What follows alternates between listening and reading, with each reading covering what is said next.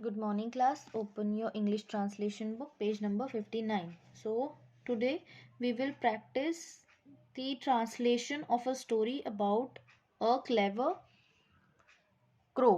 Okay, हम आज practice करेंगे एक स्टोरी को. कैसे हम इस स्टोरी को, ये स्टोरी आपको दिख ही रहा होगा, ये हिंदी में दी गई है, ये हम ट्रांसलेट करेंगे. ठीक है, सो हम ट्रांसलेशन की बेसिकली प्रैक्टिस करेंगे स्टोरी के थ्रू.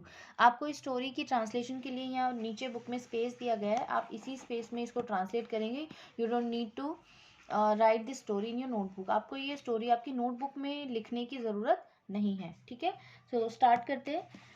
एक कौवा बड़ा प्यासा था. इसको कैसे लिखेंगे? पास्ट में है सेंटेंस. अ क्रो, प्यासा मतलब थर्स्टी, वॉज बड़ा प्यासा था, very thirsty. A crow was very thirsty. वह पानी की तलाश में बाहर गया.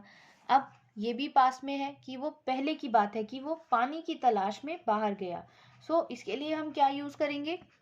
गो की सेकेंड फॉर्म वेंट. ठीक है, ही वेंट आउट, बाहर गया. ही वेंट आउट किस लिए? पानी की तलाश में. In search of water, he went out in search of water.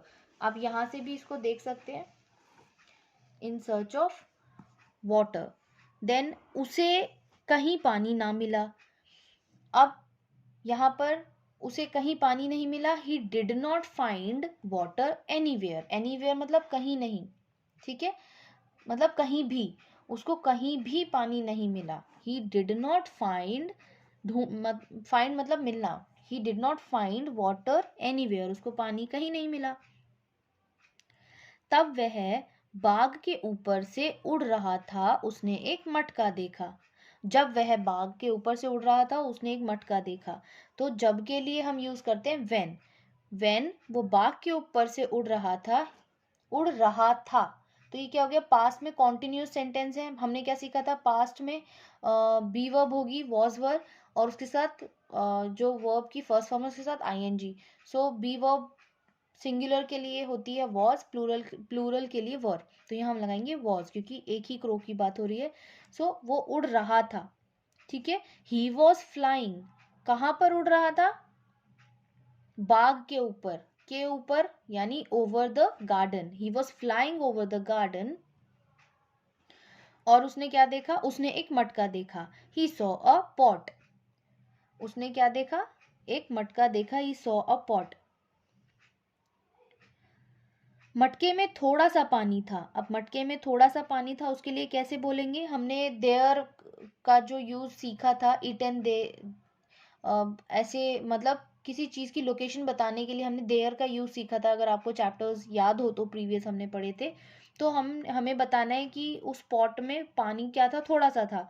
तो इसको बताने के लिए हम यूज करेंगे there. There was very little water. There was very little water. पानी थोड़ा सा था.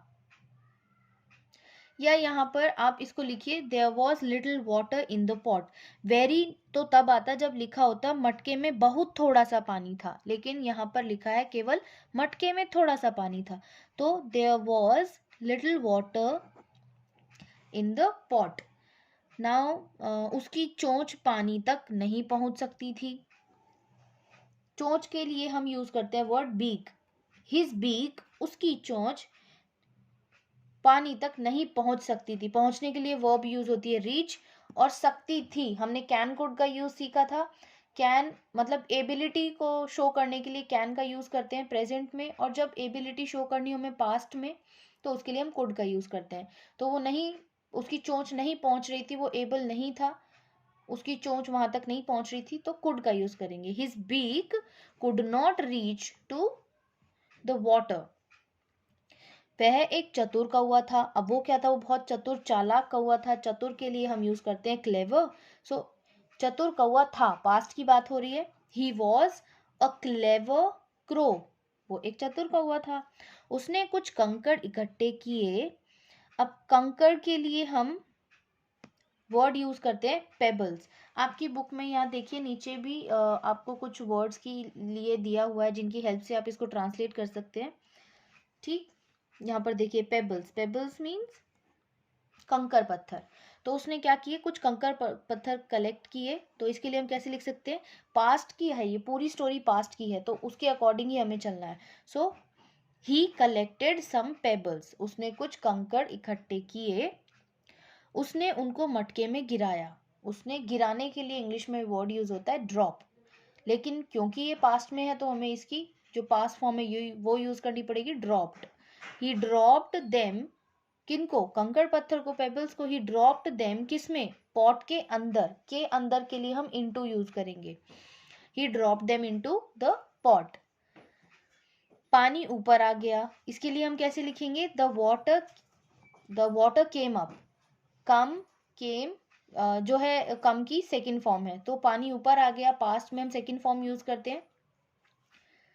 पास्ट में डिपेंड करता है कौन सा आपका टेंस है और कौन से टाइप का सेंटेंस है, ठीक। पास्ट में बहुत सारे सेंटेंसेस ऐसे होते हैं जिसमें हम थर्ड फॉर्म यूज करते हैं, लेकिन जब हम सिंपल पास्ट में सेंटेंस को ट्रांसलेट करते हैं तो हम एक सिंपल पास्ट ही ऐसा टाइप का सेंटेंस है जिसमें हम वर्ब की सेकंड फॉर्म यूज करते हैं। तो यहाँ पर वर्ब की सेकंड फॉर्म यूज होगी क्योंकि ये सिंपल पास्ट में है सेंटेंस, ठीक। So the water came up, पानी ऊपर आ गया। उसने पानी पिया और उड़ गया। उसने पानी पिया, अगेन पास्ट की बात हो रही है। सो ही ड्रैंक, ड्रिंक की पास्ट फॉर्म क्या, water, he drank water and उड़ गया, अगेन फ्लाई की हमें पास्ट फॉर्म यूज करनी, flu away. He drank water and flu away, clear.